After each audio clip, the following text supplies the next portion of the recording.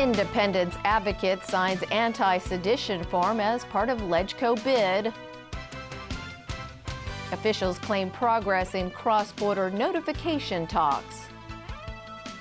And Obama backs Hillary Clinton for president at Democrat convention.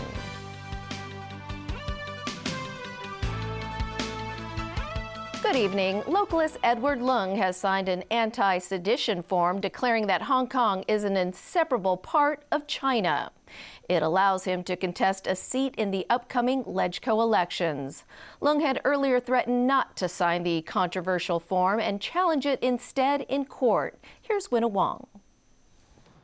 Meeting the press this afternoon, Edward Leung announced he had responded to his returning officer before today's 11 a.m. deadline.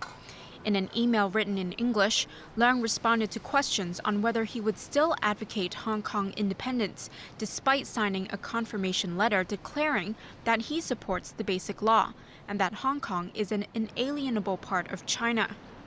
I hereby declare that the answer to the question is a resounding no. I am not responsible for and do not accept the accuracy of some of the hearsay statements contained in the materials referred to in paragraph 2 of your letter. I hereby disassociate myself from all of the contents of the hearsay statements. I have sought legal advice, and now I fully understand the legal requirements, and on that basis am bona fide in signing the declaration in the nomination form, and I clearly understand the relevant articles of the Basic Law. Leung clarified in the email that an earlier Facebook page under his name was not managed by himself personally. Leung said he had already closed the page, which he said was inconsistent with his present stance, and opened a new one. The New Territories East returning officer had previously asked Leung about posts he had made on Facebook with comments on Hong Kong independence. In addition to the one led by Edward Leung, the other lists of candidates in the New Territories East constituency are headed by Lam Cheuk Ting, Eunice Yong, Christine Fong, Dominic Lee, Elizabeth Quat, Fernando Cheung, Gary Fan, Gary Chan, Bowie Howe, Tang Ka Piu, Alvin Yeung, Leung Kwok Hung, Raymond Chan, Raymond Mack, Letitia Lee, Liu Tin-sheng, Horace Chin, Estella Chan, Wang Sum-yu, and Andrew Chang. Winna Wong, TVB News. Satisfactory progress was reported in the second round of talks between Hong Kong and the mainland on the notification mechanism involving the arrest of individuals. It comes as Guangdong authorities handed over a suspect wanted in Hong Kong for the murder of a money changer in Tai Po. Adam Shu reports. The Hong Kong delegation, headed by Secretary for Security Lai Tong Kwok, arrived in Shenzhen this morning. They met mainland officials led by Vice Minister of Public Security Chen Jimin. The two sides today followed up on the consensus reached during their first meeting in Beijing early this month, when they agreed to inform each other of the arrest of residents within 14 days. Speaking before the talks, Chen said they would touch on problems of the notification mechanism since its implementation in 2001. Also on the agenda, visits to those arrested and notifications that need to be kept confidential. Lai, for his part, said he hopes an improved mechanism would better protect the rights of people on both sides of the border. He stressed the system should be run in a fair, open and transparent manner. In a statement issued afterwards, the Hong Kong government said the two sides held a comprehensive, in-depth, candid and practical discussion, and that the talks yielded concrete and satisfactory progress. The talks came amid concerns sparked by the bookseller's case. It was pointed out that mainland authorities failed to notify Hong Kong of their arrest across the border for months. Also today, mainland authorities handed over to Hong Kong a suspect in the murder of a Tai Po money changer in March. He was arrested by mainland authorities last month. Adam Shu, TVB News. Security around the South Korean consulate in Admiralty was beefed up today after a North Korean defector reportedly sought asylum there. The defector is thought to be a student who came here 2 weeks ago for a math competition. Anne-Marie Sim has that story. As word spread of a North Korean defector apparently seeking refuge at the Consulate General of the Republic of Korea in Hong Kong, Journalists were quick to surround its offices on the 5th floor of the Far East Finance Centre in Admiralty this morning. Please, go. Please, go inside. Move. Stop pushing. Yeah, go. Consulate and building staff sealed off the 5th floor and ordered reporters to leave, saying they had no right to be there because it was a private area. Media reports say the defector is an 18-year-old member of the North Korean delegation that came here to take part in the annual International Mathematical Olympiad, hosted by the Hong Kong University of Science and Technology 2 weeks ago. Police sent uniformed and plainclothes officers, as well as members of the counter-terrorism division, to the building today to boost security. Consul General Kim Kwang-dong made a brief appearance in the lobby this morning, but remained tight-lipped on the defector's situation. The Security Bureau, the police and the Office of the Commissioner of the Ministry of Foreign Affairs here would only say that they were aware of the media reports, but did not elaborate further. Steve Chung, an assistant lecturer in global studies at the Chinese University, explained that what to do with the defector falls out of the Hong Kong government's jurisdiction, since it involves foreign affairs which are handled by the central government. Anne-Marie Sim, TVB News. Turning overseas, on the third day of the U.S. Democratic National Convention, President Barack Obama made his strongest case ever for why Hillary Clinton should be president and Donald Trump should not. Other powerful speakers followed that up by targeting Trump as a terribly unqualified leader. Hillary has real plans to address the concerns she's heard from you on the campaign trail. She knows what's at stake in the decisions our government makes. What's at stake for the working family, for the senior citizen, or the small business owner, for the soldier, for the veteran. And then there's Donald Trump. Don't boo, vote. I know plenty of businessmen and women who've achieved remarkable success without leaving a trail of lawsuits and unpaid workers and people feeling like they got cheated. Our power doesn't come from some self-declared savior promising that he alone can restore order as long as we do things his way. We don't look to be ruled. There has never been a man or a woman, not me, not Bill, nobody, more qualified than Hillary Clinton to serve as President of the United States of America. Next, America's sitting vice president and one that hopes to be ripped into the competition.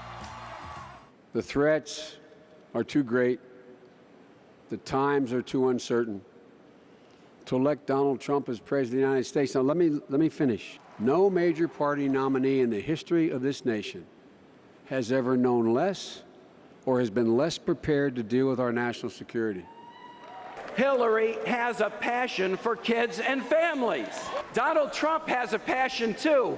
It's himself. Then a moving endorsement came from a congresswoman who survived an assassination attempt by a gunman. In the White House, she will stand up to the gun lobby. That's why I'm voting for Hillary. Clinton will accept her party's White House nomination tomorrow during a speech to end the convention.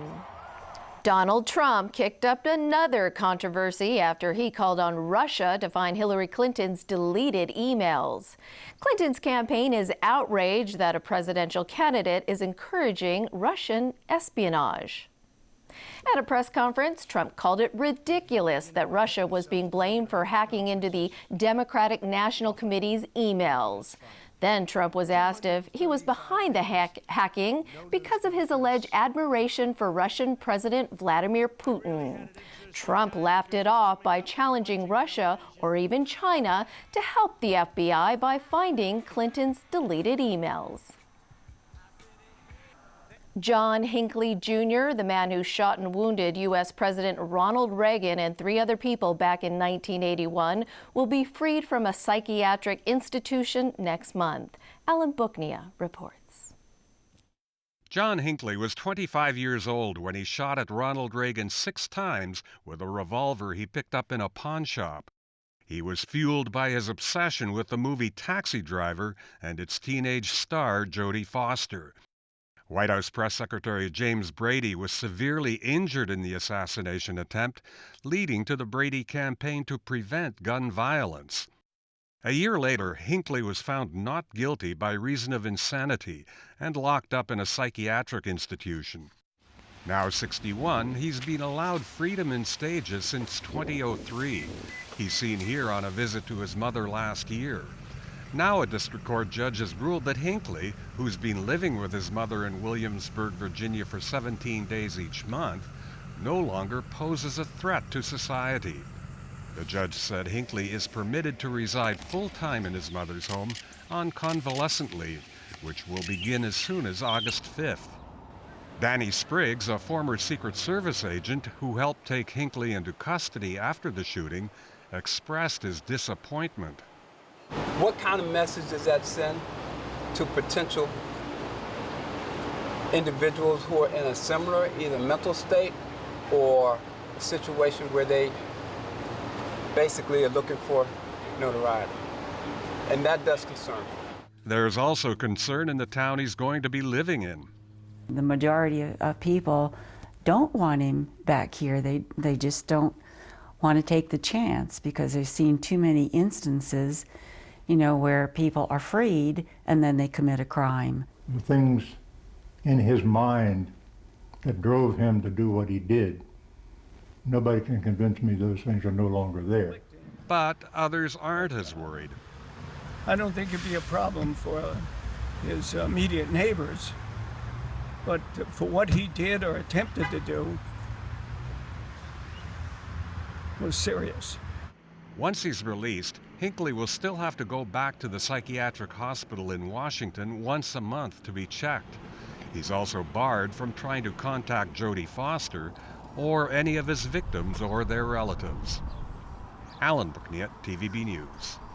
The Turkish military faces a major overhaul following the failed coup attempt earlier this month. As Tony Sabine reports, the military and the media are key targets of a government crackdown.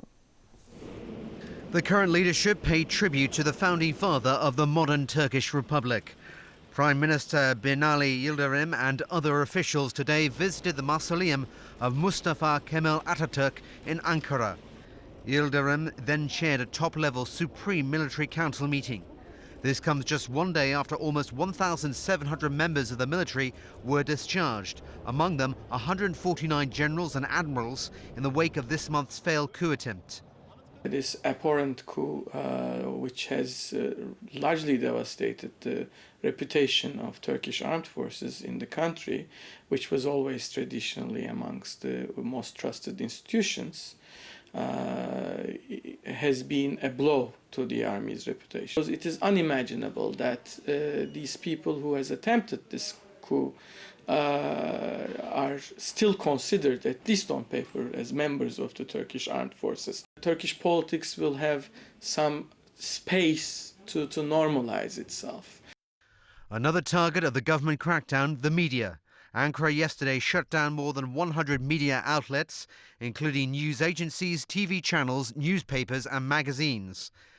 And arrest warrants have been issued for at least 89 journalists so far this week. Turkey accuses exiled cleric Fethullah Gulen of orchestrating the coup. This government supporter says the United States